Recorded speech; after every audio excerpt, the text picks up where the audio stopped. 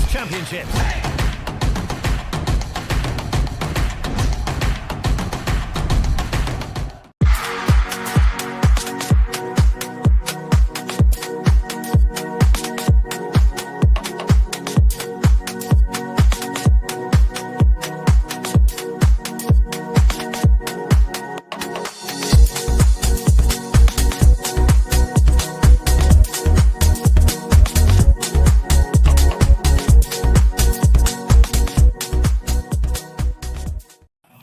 Good evening, everybody, and welcome back to the Fallout Bar after day 5 of the Paddy Power PDC World Darts Championship 2026. Just the two of us today, just me and Colin Evans. I figured out when to put the videos in the right order so I don't have to panic to try and get us into the video before we start as well. And yeah, bit of a late one tonight, Colin, but we are on and ready to go. Yeah, it sort of feels like everybody else has bailed because of the time. They've decided that starting at 11:30 isn't for them on a Sunday night, and who can blame them, really? But yeah, good, thanks. How are you? Yeah, good, mate. Yeah, really good. Better than Dan Simpson, who, as Dan Lucas mentioned in the chat there, I mean, what a header it was, by the way, from Baltamada. It was unbelievable. It's everything that Dan Simpson asked for, just unfortunately at the wrong end. I think he's still smashing up the house. I don't think the laptop works for him to join us, to be honest.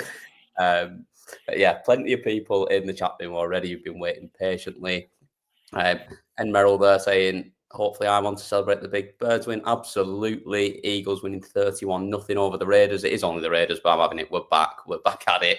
And I'd rather talk about that for the next hour, to be honest. But we will get straight into the darts because, as we mentioned, it is a late one. Somehow I don't think we'll be doing the hour and a half we did last night. I think we might rattle through this a little bit quicker. And we will start with the first game of the day. And an update if you're sort of not an upset if you're looking at it from the betting point of view, but I think we were between us relatively confident that this might be the way that this one went. And Johnny Tata getting a 3-0 win over Richie Eddowes, who, my word, did he struggle on the outer ring. Yeah, this game sort of, as in I predicted an Eddowes win, but this game went to plan how I thought it would, just the other way around. As in, I sort of expected Johnny Tata to maybe push Eddowes, but not be able to get over the line in the sets. But as it turns out, it was Eddowes who had a doubling disaster. And it's sort of, Dan alluded to last night, was the European Championship sort of a flash in the pan for Eddowes. And it sort of seems, because this is one he'll have been looking at winning, and it just never really got into it because of his doubling disaster. No, that was it, wasn't it? Like, he started off relatively okay in the first set and was 2-0 up, and you thought, you're going to be the one that's right here, and he's sort of going to stroll through this. And then all of a sudden just completely lost his way and at no point found it again. Like, there wasn't even a spell really where he got his scoring back or where he sort of looked confident again on there. Everything looked difficult for him. Yeah, that's it. He sort of just made hard work of the first round, and it's just, as in, taking nothing away from Johnny, I thought he was well worth his win, and yeah, he'll have to up his game, he'll have to tighten up on his doubles, but you know, World Championship, it's all about staying in the tournament to make a difference how you do it. It's all about staying in, and the fact now he'll have another game, he'll have a chance to prove that he's better maybe than what he showed today. Well, obviously the other game hasn't played yet, but Mikel or Salate, I'm not sure how you pronounce the surname, Salate, he'll fancy his chances in that game as well. So you never know. It could open up for him here. Yeah, definitely. I thought he was really solid, to be honest. I think the first set wasn't great, but he took his chances when they came, and then sort of just managed to relax into it, Johnny Tata, and played well from there onwards. Like, averaged basically a ton in the second set, and solid enough again in the final set to get it done with the minimum of fuss, really, as well. That was it. Once he got through that first set, came back from 2-0 down, he was sort of in control without sort of having to stress himself too much either. It was just a case of holding his throw and picking up a break as and when he needed, really. Yeah, definitely. Well, let's hear from him on what he had to say when he spoke to Phil after his game today. Long-term goal at this point, so I've got a young family. I considered Q school, but at this point of time, I just can't see it happening at the moment. So for maybe another year or two, sort of carry on doing what I'm doing with the Oceanic region sort of darts. If I can make it back here a couple of times more, I'll be pretty happy with that at the moment. Yep. Challenge that we see for a lot of people coming from that region, from like sort of Asia, Oceania, all around sort of that area. It's a lot to give up, especially when you've got a family, to be able to come over here and sort of one, give Q School a go, but also base yourself here full time if you're actually going to play on tour as well. And for him, like I say, he's made good money this week already, just qualifying and now obviously making it through the first round as well. And like I say, if you can do that, plus actually carry on picking up wins over on like in the Premier League over there and that sort of thing, then it's a good sort of chance for him to still earn a really solid living before being at a point where he can come and do it full time. And I think that's the good thing with that Premier League now, is that it does give players from the region a chance to sort of earn a bit of money to back themselves, so that when they do come over here, they're not sort of desperate to win from the off, because they've got some money behind them from their performances in the Premier League down under, sort of thing. So I think it's a great incentive for them to sort of carry on with that Premier League, really. Yeah, definitely. Second game of the afternoon, and we saw Dom Taylor taking on Oscar Lukasiak. Now, this one definitely went the way that we all thought. Oscar had not had a good year on tour. Dom obviously played some good bits in parts, and a delayed welcome to the Alexandra Palace stage, as we all know. He should have been there last year, but obviously due to his choices, he wasn't there. Probably the best way of putting it. So yeah, got himself up there, but this was a really good performance, I thought.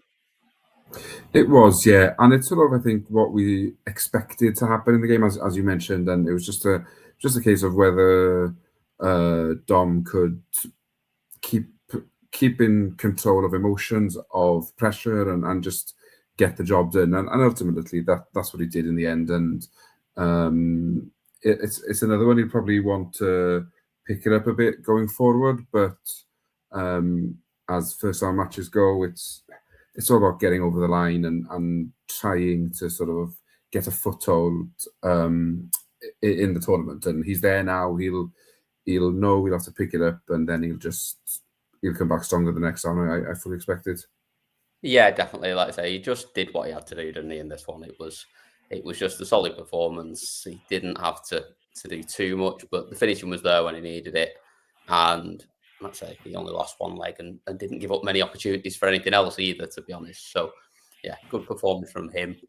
Again, got a quick clip from him. I'm not going to go into too much more on the game. I don't think there's a massive amount more to say, but we'll have a listen to what he had to say and then we'll move on.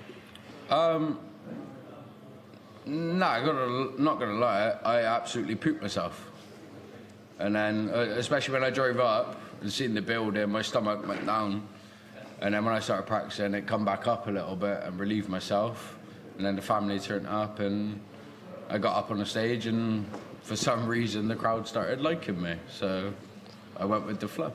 The heartbreaking disappointment of not being here last year, did that fire you up even more to make sure that you were back this year? Yeah, a little bit, but it's what it is, just got to go with it. When did it hurt last year not being here, and how much did you learn about yourself as a person and a player from the disappointment last year? Hurt massively, mate. Hurt massively. Just pushed forward and knew that I was going to be here, so just made sure I was here. Massively. It was the biggest letdown in my life. But I've rebounded back, and here we are. Marcus said that's the in the UK. It's not great, but there's not a lot you can do with your accent, as I well know with mine. But yeah, solid enough performance for him. Like you say, he didn't find it as comfortable as he made it look up there, but Good result for him nonetheless, and through to the next round. Then quite like this his is the honesty game in that, interview. yeah, oh, definitely. Yeah, this is the game that I want to Yeah. talk about now, though. This is the only one I really want to talk about from today, because this was mint. Feel good story, Nitin Kumar getting a win on the stage. Like, he was buzzing when he got to 2 sets. Like, it's more than he'd ever done before. We know how buzzing he was last year when he just took a set off Lukeman. But yeah, 3-2 win over Richard Vinstra, who played pretty well, to be honest, and hit a ridiculous number of ton plus finishes. I think it was 5 in the end that he took. 5, yeah. And yeah, it still wasn't enough. No, and it just shows.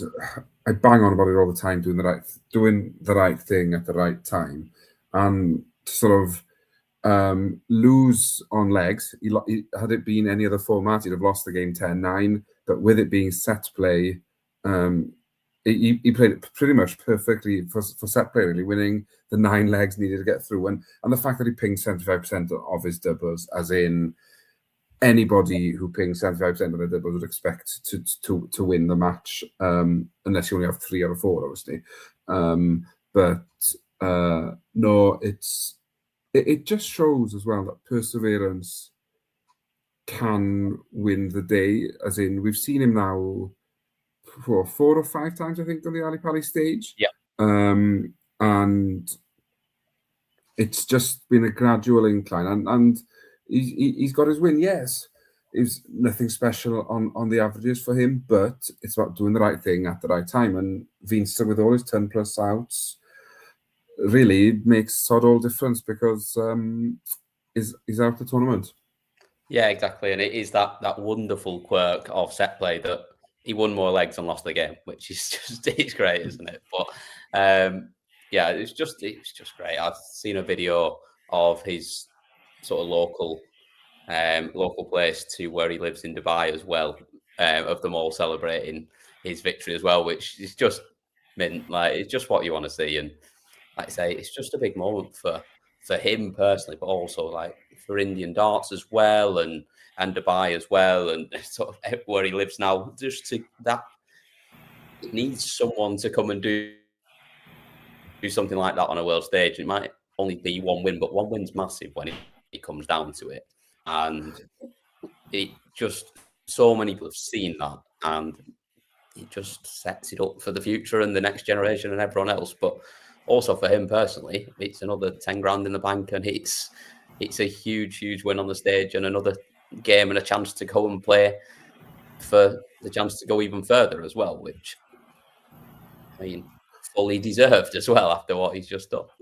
Oh, definitely, and I think that's the thing now, isn't it? As in, yes, there's been a lot of people saying, "Oh, they've extended the tournament. There's too many people from every corner of the world." But that win today almost justifies that decision. And I know we've seen him before, and it isn't his first time on the stage. But I think it's just proof that the only way darts is going to grow is if these players get a chance to play on the biggest stage of all. And I think he's shown today that when you're given a chance, that you have to take it. And I think he took it with both hands, and yeah, he romps into the next round now, and we'll be looking forward to the challenge ahead.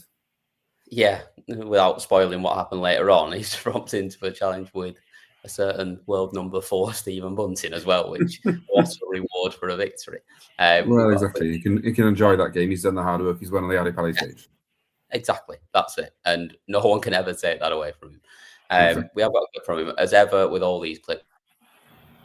They will be in full on the YouTube to watch once we're done, because don't go anywhere until we're done. But here he was after his victory. If it works, oh my God, there's going to be so much money for everyone, that's for sure. If that works, there's going to be so much money. No, I definitely see it. It's a way forward for sure, 100%. It's just, well, to be honest, in the IPL, you have local players who are great players, world-class players. So I guess it's on to us darters to actually be good enough players to actually support a tournament like the IPL over there. So it's on to us if that happens, yes. tournament like the IPL for darts in India, I am all for it. Yeah, love it. Love the idea. I will happily go and cover every single week of it for us. Yeah, oh gosh, yeah, definitely. As in, if that's on the cards, sign me up. Yeah, absolutely. Yeah, the Ali Pali Wasp did have a ride on one of his darts as well at one point. I don't know whether it came actually off the dart or off his hand, but it was in there. Been a nuisance all day, that Wasp today, but it was. We always love to see the Wasp. Oh god, it's a part and parcel of Ali Pali. Oh yeah, of course it is. I feel like it's been more active already this tournament than for the last couple of years. He's clearly had a bit of a rest and got himself back and making a big show for the big stage. Final game of the afternoon. And speaking of getting himself back and putting on a bit of a big show for the big stage, Joe Cullen with a very, very comfortable victory, a lot more comfortable victory than I expected over Brad Brooks in the first round. And 3-0, only dropping 2 legs, averaging almost a ton. This was the Cullen that we all sort of know and love, wasn't it? Oh yeah, and I felt like this was a big statement of Cullen as well. As in, a lot of people, I think, including the bookmakers, made Bradley Brooks' favourite. And Never know. Joe never mentioned it. No, but for a change, he did his talking in the dartboard as well, and I thought he proved them wrong. And I think to stop this sort of decline in his rankings, he needed a performance. He needed to come out of the blocks and sort of a bit of a statement. And I think, I felt like it was a very positive performance, very aggressive performance, and it was one sort of we used to see with Cullen. And yes, he probably had it a bit easier than he may have expected against Brooks, but at the same time, he won't care about that. He's come out and he's done a job, and I think averaging almost a ton in your first round game, it bodes well going forward. He just needs to do his talking on the board, I think, and if he continues to do that, then he'll do well in the tournament. Yeah, and we all know that when Joe Cullen's playing well, he's got a game to match up with anyone. So it is just. We just need to see it more often, and we haven't seen it, and that's why he's not been the favourite for games, because it's been a while since we've seen him do it, and you can't just keep showing up at the Worlds or at other events, moaning about it, playing well once, and then not being able to sort of not doing anything for the rest of the year, and otherwise you're again going to come into things not being the favourite, and it's just the way that it is. But yeah, I thought it was really good from him today. There was one comment in the commentary about his scalp having some protection from the thing, and I don't know if that was just a dig at the fact that he's had a hair transplant or not. From I think it was John Park, but it just made me chuckle. Another thing that made me chuckle was when he tried to impersonate Abby's accent in the post-match interview. And I can categorically say we don't swear every other word if we're from Wales. But Joe Cullen pretty much nailed that entire sentence. So fair play to him, winning 25k to lose probably a bit of that immediately after the game. So yeah, he said it himself. Yeah. He's like, "Oh, that's a fine. I'll pay it now."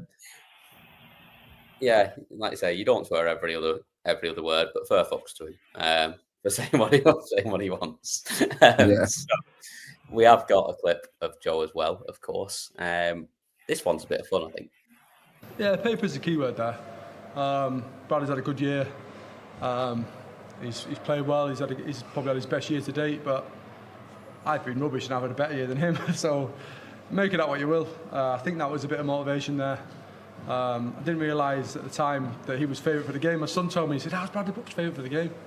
Like I say, I would expect that on a pro tour. I think Bradley would be favourite 100%, but not on that stage. I think something comes into me. I just itching to do well on that stage. We've obviously crossed paths in an exhibition in Northampton this year, and I don't know. As I say, I knew Bradley was a tough game, and then I just still thought I would be favourite. And then my son told me, he said, "Oh, Bradley's 8-13 favourite." I'm like, how?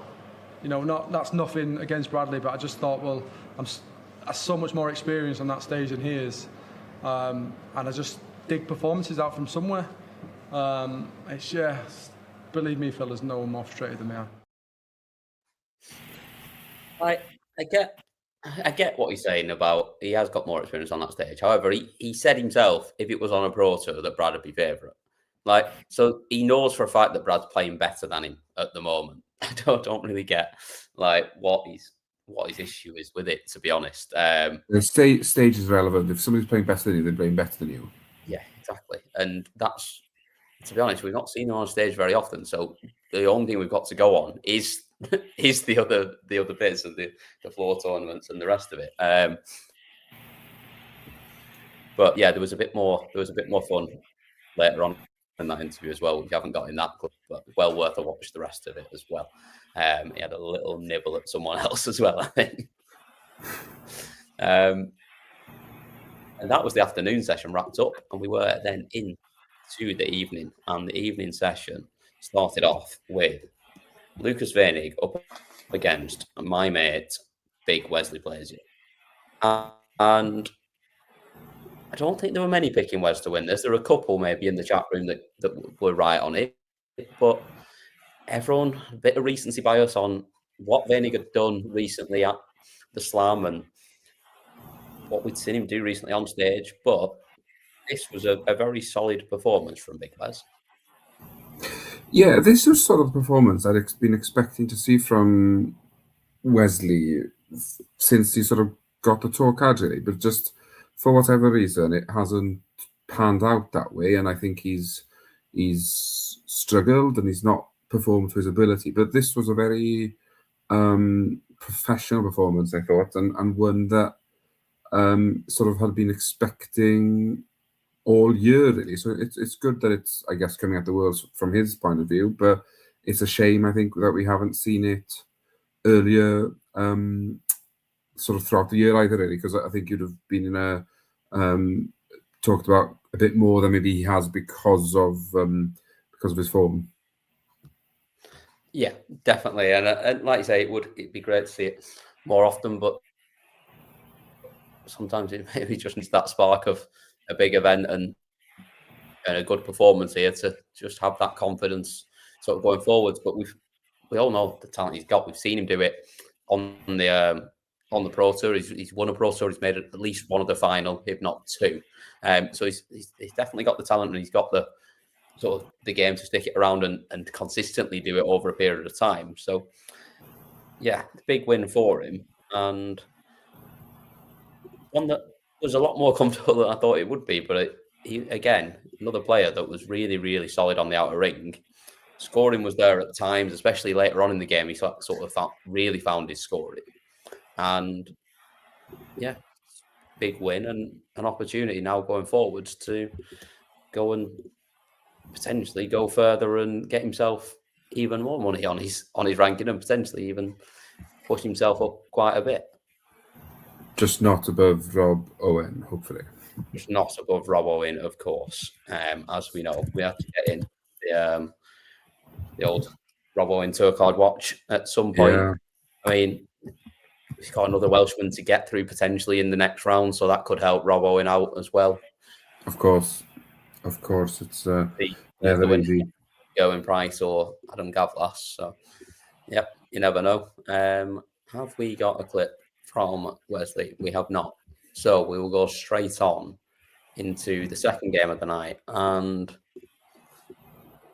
a man that is in serious trouble of dropping a hell of a long way down the rankings if things don't change pretty quickly for him, because he's already falling like a stone. After this tournament, he's defending a lot of money at the UK Open, and then after that, there's another couple of tournaments that he'll be defending at in the Masters and also the match play. But we're not going to see him at any of those tournaments the way things are going. No, and it's it's interesting. He may be dancing back to Q School come January 2027. If things don't, double, to be honest, like yeah, if things one don't. from 17, if he was dancing around and spinning around as he threw them, he might have got closer than some of them. Yeah, and it was just, I don't know. It was a very weird performance from him. As in, his average was shambolic. As in, he wasn't very good. But we're not a sensing of the doubling. Forget that. I don't think he scored well enough. I don't think he did anything well enough in that game. And I just don't know what's happened. As in, he decided to slow his game down for whatever reason, and since then, it's just gone horribly wrong. And yeah, it's from his point of view, it was a disaster. As in, I don't want to take anything away from Darren Beveridge because I thought he was solid, he played well, as in he did all the right things at the right time, and he was well worth his sort of this 3-0 win, really. And just he'd have probably expected to have to throw some darts, but I genuinely think he sort of it was very, very simple for him in the end, and credit to him for just getting the job done, not getting stuck into the game. Yeah, well, it was that. And like you say, yeah, it was that. And I mean, he lived up to his nickname. He was cool as anything up there. First time on that stage, and he looked like he'd been there for 20 years doing it. It was very, very impressive from him. And it helps, obviously, when there's not a lot coming back at you. But you've still got to get up there and do it. And there's a lot of people throwing a lot worse on that stage, especially on the first time up there. So, yeah, impressive from him. But, yeah, on Dimmy, like I say, there's a couple mentioning sort of this sort of change in his grip and his throw. I mean, the throw looks pretty much exactly the same to me, but there is a slight difference in the grip where he's got the little finger stuck up. But that actually makes any difference, whether it's, I don't know whether that finger is usually on the dart when he's gripping it anyway, or whether it's one that's just off it as it is. I haven't studied his throw that closely, but yeah, it's just whatever it was, whatever he was doing, it is just not working for him at the moment. And I don't see where it changes. Like, he's going to have to do a hell of a lot to end up back in a position where we start seeing him on a big stage again. Yeah, and I saw somebody put in the comments there that he's defending 77% of his winnings. Yeah. So, I think unless something drastically happens, that we probably don't see him on our screens much next at all, really. Next year at all. As soon as you get past the UK Open, if he doesn't do anything there, we're not going to see him at the match play. So that money's going as well, and then we're not really going to see him anywhere else. I think he's possibly defending a little bit at the Slam as well. I did have a look at it earlier, but yeah, he is potentially going to go through next year without really picking anything up other than what he picks up on the floor, which is a serious risk of potentially losing his tour card. Yeah, that's crazy to think. I think he'll probably be all right, but like even just from the Pro Tour, I think he'll probably still be all right. But it's not a position that you want to be in. No, and it's a position he shouldn't really be in. But I guess that's what happens when things don't go your way, and you sort of it's just going the wrong way drastically fast, isn't it? It's bonkers. Yeah, exactly. Marcus just asked, will we even see him at the Masters? I don't think we will see him at the Masters. The Masters is top 24, isn't it? Yeah. And he is currently top 4, but it's literally a win for either Ryan Joyce or Menzies gets rid of him. 2 wins for Nyman. Yeah, he's not making the. Well, yeah, I can't see him being there. So that's another chunk of his money that will be gone, because I think he's defending 30 at the match play at the Masters, 30 at the match play. He's then defending 110 at the UK Open and 40 at the World Grand Prix. And I mean, realistically, all that money's going to go. Yeah, it's he needs to have an incredible year next year, and at the moment, I don't even know if his heart is in it to have that sort of year, let alone producing the ass to get it. Well, that's it, isn't it? It's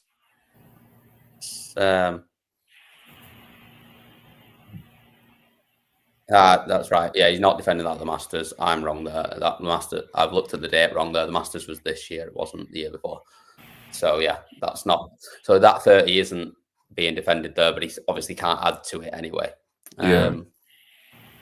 So yeah, it's worrying times for him. I think we've got a clip from Darren Beveridge. So we've talked all about Dimmy there, whereas we probably should be talking about Darren Beveridge a little bit more. So let's give him his little clip, and then we'll carry on. Just got to forget about it, really. I've got a job to do as well. I'm not really trying to worry about what Dimitri's doing. I've got legs to win. I've got darts to throw. I'm not really paying attention to what Dimitri's doing. I'm at my table drinking my water, just trying to compose myself. Yeah. Yeah, and having watched the performance, I think that I think that was pretty obvious that's why he just played his own game, played the board, and that's why he was as successful as he was. Yeah, exactly. Exactly, just everything right to win the game. Fair play to him. Yeah. Next game, Stephen Bunting against Sebastian Białecki. This one, if it wasn't for Nitin Kumar, this would have been my game of the day because this was a belter. The first time in the tournament so far that we've seen additional legs in a game as well.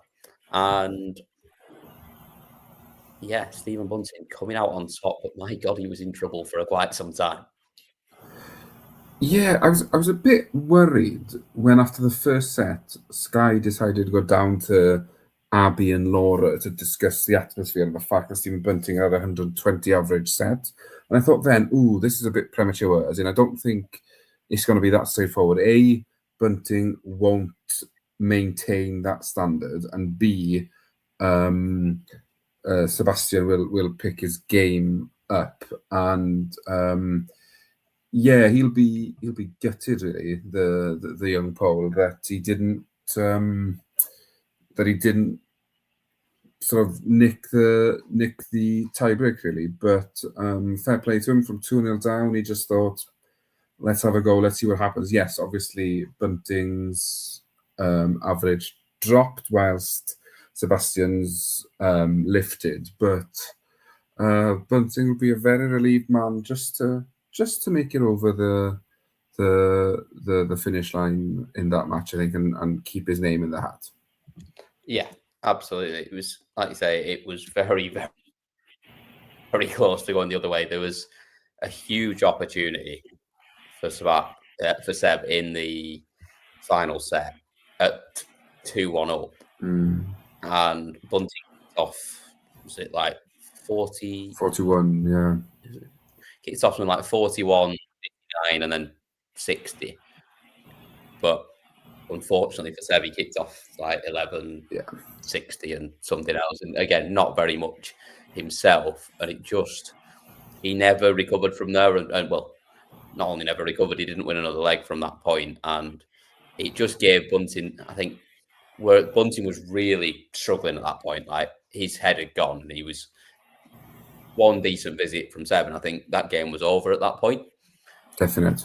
But it just gave him that freedom at that point to just get himself through that leg. He hit the 180, I think, after the first 3 poor visits. And then from there, that was it. He never really looked back, and he got himself into that position of being comfortable and in a rhythm, and all of a sudden it all changed, and all the pressure was on Seb again at that point. Yeah, exactly. And that's what you get with sort of the top boys. They find a way, by hook or by crook, they find a way of getting through, and that's exactly what Bunting did, and he'll be relieved to have made it into the next round, and I doubt he'll slip off that much again in 2 sets, but if he does, then he might be in a bit of trouble. Yeah, I think the next round probably as much as I'd like to see Nissan do well and push him. I think Bunting's level is going to be above, and I think that it'll be very difficult to see the same sort of level of performance on the outer ring that we saw today from Nissan, and whether that then what that translates to in the next round, I think it's probably not going to be one that he comes out on the right end of, and that's a really good thing for Bunting, because trying to keep that top 4 spot in the world and everything that comes with it, whether that's a guaranteed spot in the Premier League or the rest of it, a couple of wins here goes a long way to doing that, and it makes it a lot harder for Johnny Clayton to get past him unless he goes very, very deep in the tournament himself. Yeah, exactly. Yeah. So, Bunting's got to have his eyes on a few different prizes, but he's still there just, so he'll be happy. Yeah, definitely. But yeah, star of this game quite clearly was the Wasp. Standard. It coincided really. The Wasp finally being flicked off the shirt after about 30 minutes that it spent on there, sort of coincided with him never winning a leg again. So maybe the Wasp has powers. Maybe the Wasp. Yeah, it's like the lucky Wasp. That's it. If you have the Wasp, you can do anything. So yeah, maybe you should have flicked it off at the point. I genuinely feel that the Wasp was even on him, and it was there for as long as it was. And I think the only time he flicked it off was where it actually moved onto his skin rather than his shirt. Yeah, exactly. Right, we have a clip from Stephen Bunting, and then we've got the last game of the night to talk about. No. Only because I'm Stephen Bunting. I'm the people's champion. They're all going to go Bunting mental no matter what happens. You heard them tonight.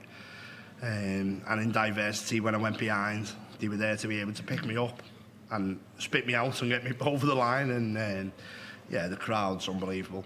My fan base, I think my YouTube's almost at 100,000.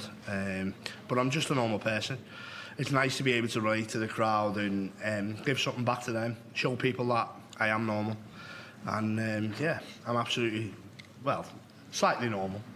But I'm so happy that I was able to get over the line, and we go again. Oh, listen, the crowd's been unbelievable to me over the last 2-3 years, whatever it may be. And if that was the case, I'll have to deal with it. But I can't see that happening, to be honest. I think no matter who I play, I've played Luke Littler on this stage last year. I had all the crowd on my side. I believe I've got the best fan base in darts. I've got the best social media in darts. I've got the best management in darts. I've got the best family in darts. And the only thing I'm lacking is the World Championship, and it's coming this year.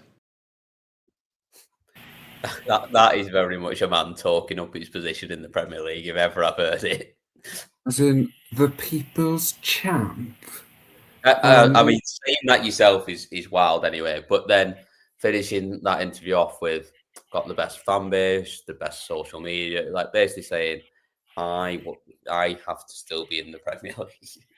Yeah, as in, I don't necessarily agree with that. I get it, as in he's got to self-promote, and an interview with the world famous Mr. Phil Bars is the way to do that.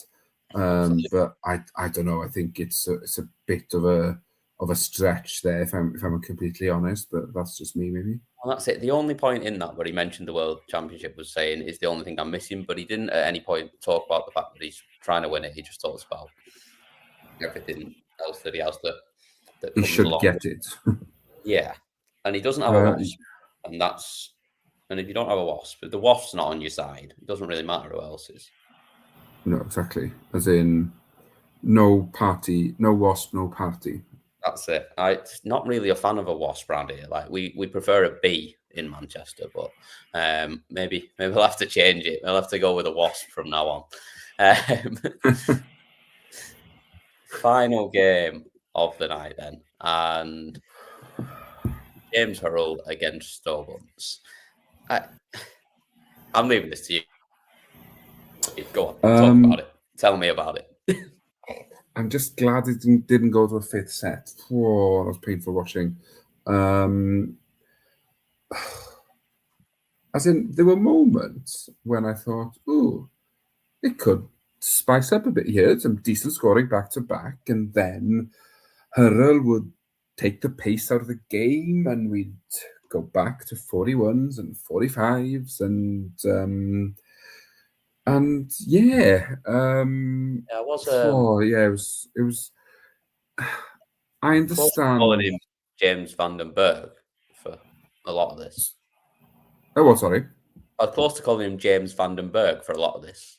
Yeah, exactly, and it just feels like with the scheduling, I understand they've got to keep it interesting because people go in the afternoon and people go in the night, but it feels like every last game of the night at the moment is just such an anticlimax that it sort of sucks the life out of you. We've just had a game go to tiebreak, and then next thing, these two come on. James Hurrell wins the game, fair and square, got no issues with that, but just takes the adrenaline and the momentum and the hype out of it, and the enjoyment. just, out of it, let's the be enjoyment. honest. Yeah, it was just a bit of a flat ending to what I thought had been a quite a good game with a few upsets in the mix. Yeah, that's it. And I think, it was just, we could have seen. I can't get on board with it. It's just not fun. I don't know. It's another one of them which the reason it irritates me is that along with Dimmy, it feels like it's being done not for his benefit. It's being done to the detriment of the player that you're playing. Yeah, it was just a tough watch, like you say. But fair play to him. And what he needs to do is into the next round, and it's all you can really look to do, isn't it, at this stage in the tournament? And obviously Hurrell beat Clayton at the Players' Championship, so he's already got a red cross against his name in my eyes. So absolutely. But he is through a potential matchup against either Dirk van Dijvenbode or Andy Parsons, and regardless of what we think about him slowing it down or anything else, it's a winnable game that he's got coming up. Yes, true. Very, very true. Although we know Dirk's a bit angry. Maybe if he slows him down, he'll just whack him. Quite possibly. Right. That is enough talk about today. Let's get on to, today. About yesterday now. It's 20 past 12 in the morning. Let's get on to Monday's action. And the first, not the first, is it? No, we had Friday of afternoon action on a weekday. Second afternoon action on a weekday. We start off with Brendan Dolan up against Tavis Dudley. So we are going to be doing predictions as ever. Everyone get them in the chat. If you can't, if you don't subscribe to me, you can click that button and then you can get involved with us. You're up first, Colin, obviously, because it's only me and you. So which way are you going with this one? I just think Brendan Dolan has been at that stage too often and is too professional to sort of slip up in this banana skin. And I think he wins quite comfortably. Just experience wins the day, I think. So I think I think Dolan wins 3-0, to be honest with you, and isn't tested maybe enough or as much as we'd hope. But yeah, I think he wins quite comfortably. 3-0. Yeah, I'm with you as well, I think. Strangely enough, the only time they've met in the PDC was Tavis's last game in the PDC, which was Players' Championship 34 and the first round of it, which Brendan Dolan won 6-2.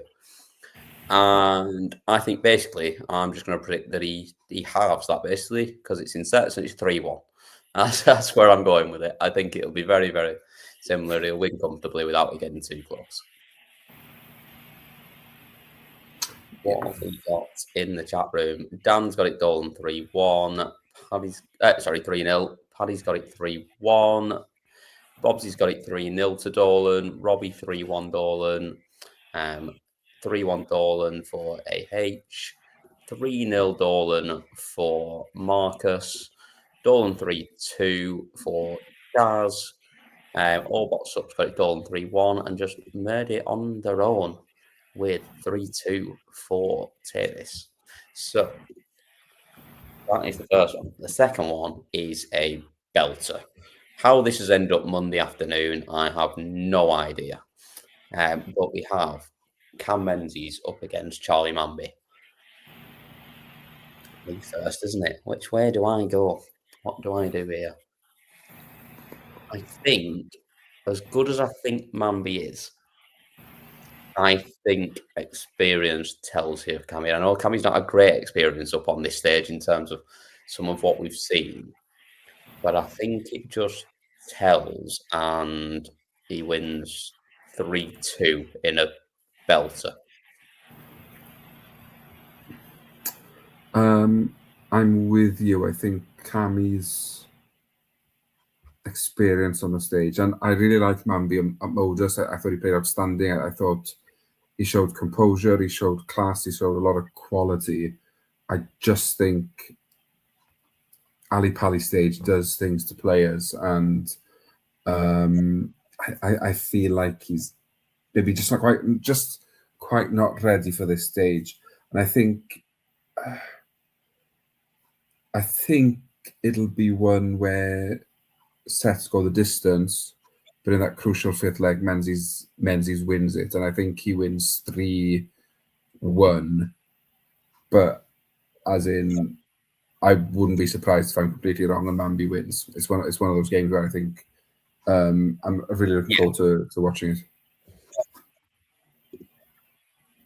Yeah, I'm with you on that. I think I completely agree that I would not be shocked one little bit if it goes the other way. What in the chat, British Showman's got it 3-1 Cammy, as has Dan. Paddy's got it 3-2 for Cammy. Bobsy's got it 3-2 Manby. He did actually even add to that later on down in extra time as well, which love to see. Robbie's got it 3-1 for Cammy, as is all boxed up. Manby 3-1 for AH. Yeah, wow. 2 for Marcus. Manby 3-2 with a 9 or a fish for Daz. I mean, that is a bold prediction for your first time up on the stage, but all for it if we see it. And Murder's 3-1 for Cammy as well. Third game of the afternoon session. Mensa Sulovic against David Cameron. Which way are you going on this one? First of all, I think when you're looking for a Monday afternoon game, this is very much more what I'm expecting rather than what we've got for game 2. Yeah. I'm not expecting big things from either player, but I am expecting a one-sided game. I think Sulovic wins it 3-0. But similar to Manby, I think Cameron's in the sets. It's just when it comes to the crunch, Mensur finds that big hit, big score, or a combination finish to win the sets. Yeah. I think Mensur wins as well, and I think there are a couple saying in the chat that it could be anything with Mensur. Yeah, it absolutely could be. You never know what you're going to get from him, but if he can just find a little bit of it, I just think the level is higher, and I think he wins 3-1. In the chat room, what have we got? We have got Dan's got it Mensa 3-1 as well, as has Robbie. Paddy and Bobsy have both gone 3-1 for Cameron. 3-0 Mensa for Daz. Murdy's got it 3-1 for Mensa, as has Marcus. And 3-2 Cameron for all boxed up. And Rob just wants to see him crawling on stage chasing the Ali Pali Wasp. I mean, bring it on. Great. Yeah, bring it on. All for it. Rounding out the afternoon session, Peter Wright against Noelin van Leuven. Me first on this one, isn't it? Yeah.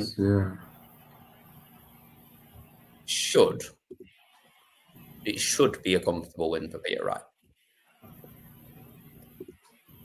But will it be? I don't know. I'm not really sure. I never know what to expect from him anymore. But I just think surely this one will go the way we expect. And I think he wins 3-0.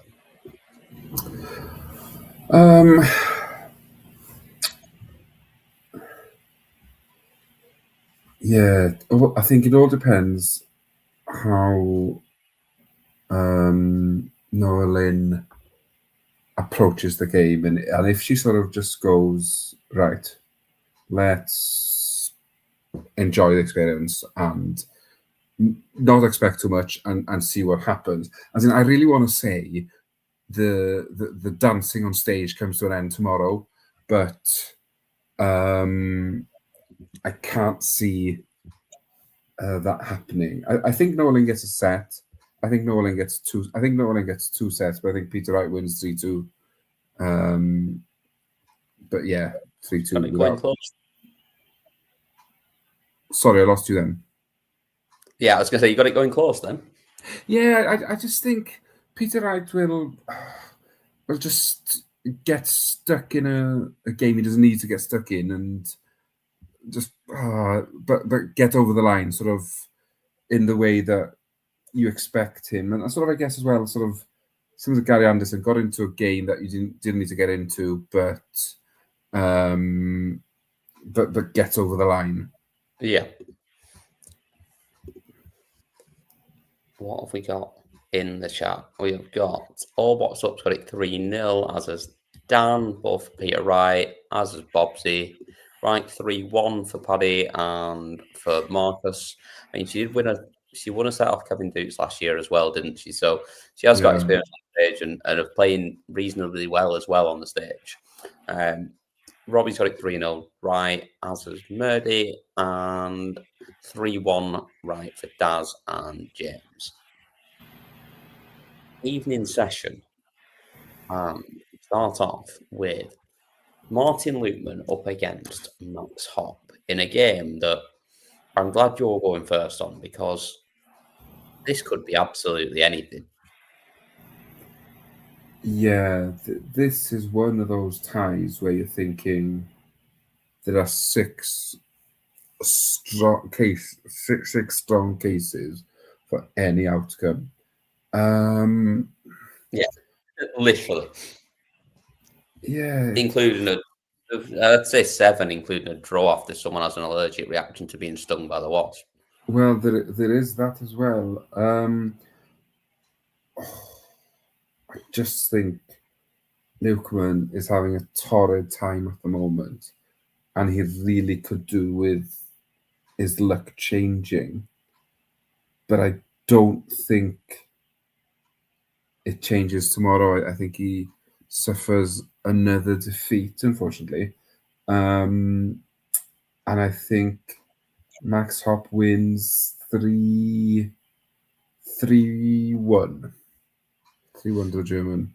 Yeah, it is a very, very tough one to pick, because we have seen so little of either on a stage in recent times.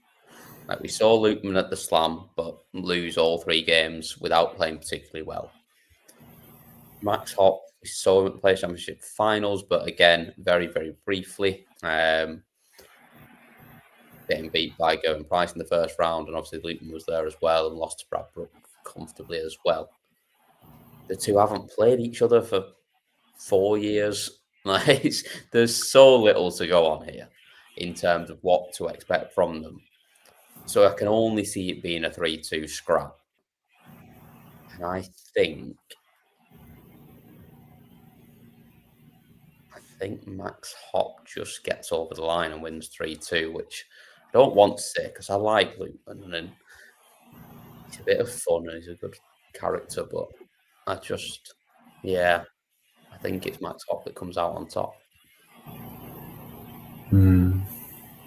Paddy's got it 3-2 for Hop as well. 3-1 Hop for Robbie. Daz has got it 3-0 for Smash. Hop 3-2 for James and Dan. Hop 3-2 last leg. Desire Alert. I think it could go all the way there because I think neither will be able to get over the line, and it will just come down to basically like just give up on double one and say we'll go closest to the bull.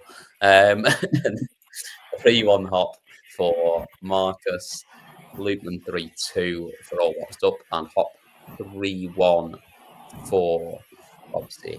And yes, AH just thrown in the Martin Lukeman. But we haven't got Gob to do that for us, so we'll have to move on. We'll move on to Dirk Van Diver border against Andy Bartons. And I think that we see something good from Dirk.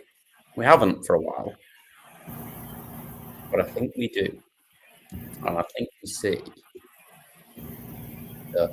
I say we haven't for a while. He did make a Euro Tour final, but I think that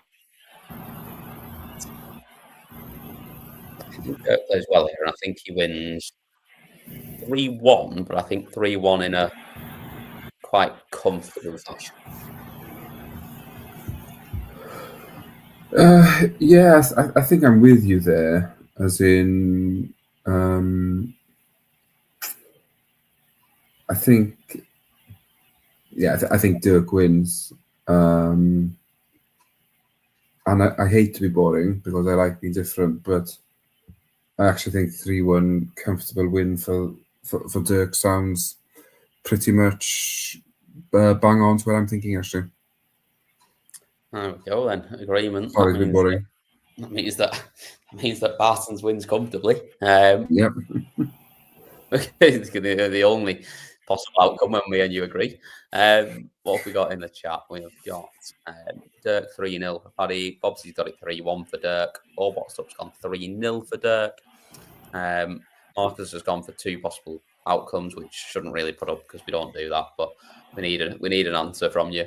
Dirk 3-1 for Rob. Daz has got it 3-0 for Dirk. Murdy's got it 3-1 for Dirk, and James has got it 3-1 for Dirk as well. There was a little question there. Murdy said, "What do you think of the new MC?" I think Lewis is improving. I think he's getting better and better, and I think every time that we see him up there, it's getting better from the time before. And I think, yes, he will be the replacement. I think that's the whole point of him being up there and doing what he's doing. But I also think that he's clearly working hard on it as well. And I think that's a good place to be in. And it's a position where he's going to be someone that the more we see him, he's going to be better. It's a tough job having to follow Johnny Mack, who's done it for so long at such a his own way of doing it as well. And that's the thing. It's as soon as it's different, people don't like it. But I think he'll be all right. He's given us an answer as well. He's gone 3-0.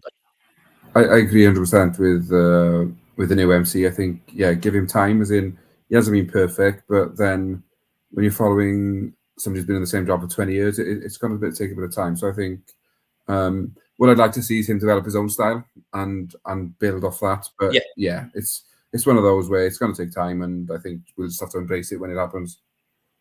Yeah, definitely. Up next, then, tomorrow evening, we have the Ferrets. So obviously, it's only right that I planned this perfectly by letting you go first, that it's your turn anyway. Yeah, you did. You did plan it perfectly. So obviously, Johnny Clayton wins. I definitely did that. Definitely did.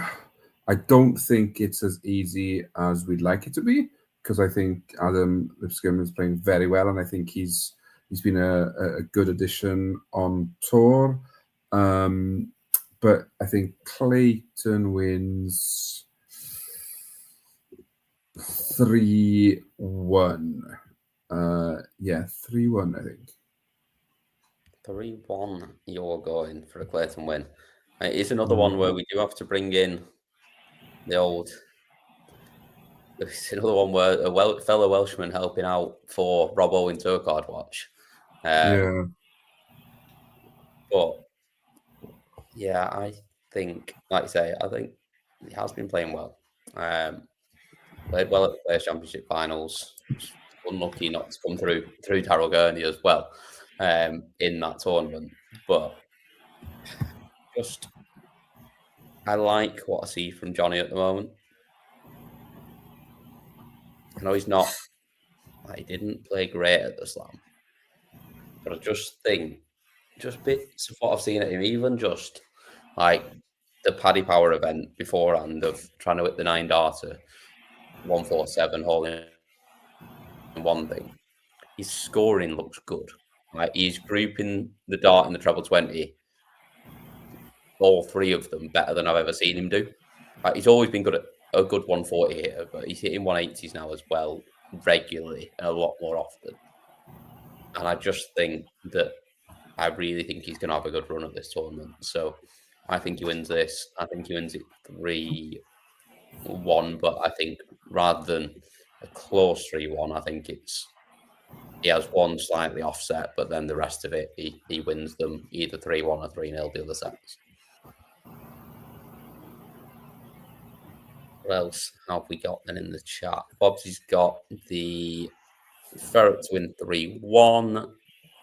Clayton 3-2 for Marcus. Paddy's gone 3-0. 3-1 Johnny for James. Clayton 3-2 in a tiebreak. You'll be struggling if it gets to that, Colin, won't you? You'll be absolutely falling apart. Murdy's got it 3-1 for Lipscomb and Clayton 3-1 for All Watched Up.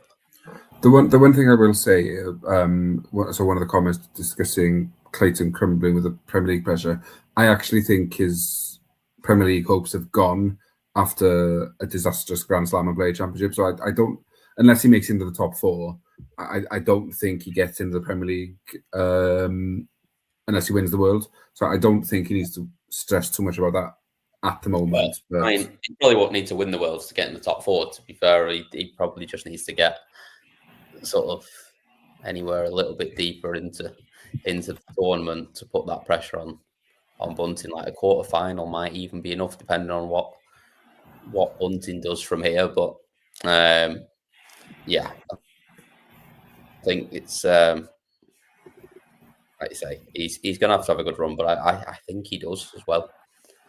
Hopefully. And then we round out the night with Connor Scott against Simon Whitlock. Now, we've moaned about the final game of the night quite often. This is not one I'm moaning about. This is a cracking game to finish off. Oh, yeah, this is, yeah, and love it. Yeah, I'm really torn on this one because it's a very rare occasion where I don't want Scott to come through a game. But there is just a wonderful joy with seeing the Wizard back on the Ali Pali stage. And if we can see him back at something like his best, he's played well recently. That's why he's back here as well. If he can see him playing well, it's just good to see. However, do I think he will play well enough to get past Connor Scott? And no, I don't. I think Scott wins 3-2, but I think it's a cracking 3-2 to watch. But I think this all depends on Connor Scott. Does he ignore the fact that he's playing a PDC legend and play the board? And if he does, I think he wins quite comfortably because I think his scoring's there. And I know Simon played well in the Australian Premier League, but I just think Scott has a level that he can get to where I don't think Simon Whitlock's scoring is there anymore. I'd love to see a Wizard win on the big stage, but I think Connor's just be too solid for him, and I think he'll put in a professional display where he wins 3-1. Bit of a statement for him as well, I think. Yeah. That's us in agreement again. Almost. Oh no, I went 3-2, didn't I? Changed my mind at the end. What have we got in the chat then? Paddy's got it 3-1 for Scott. Oh, what's up's gone 3-1. 3-0 Scott for Marcus. Bobsy's got it 3-2 for Whitlock. 3-1 for Scott for Daz, as is James as well, and Murdy. And then yeah, that is us all done then for today, and that, or yesterday, as it has been for 44 minutes now. Thanks to some of those games this evening. But another cracking day in the back. Every day is a good day at the World Championships, and even if it's not that good in terms of the action, like, it's the best time of year. Thank you all for joining us as ever. Thanks for getting involved in the chat. Give us a like and a subscribe if you've not already done it. And in terms of Daz just asked who's on tomorrow. It might be all three of us tomorrow. It might be me, Carwyn, and Monday Night Darts for you. Yes, but home games are potentially done in time to jump on. Okay, so yeah, potentially all three of me, Carwyn, and Dan. If not, we might work new Dan in place of Carwyn, who's been an excellent addition to the early stages of the tournament. Definitely. But yeah, that's us all done. So yeah, like I say, check out all of the interviews on the channel afterwards as well. The Joe Cullen one's definitely worth a watch in full as well. And we will see you all tomorrow when we will be doing the same thing all over again. Cheers, everyone. Introducing the Paddy Power World Darts Championship.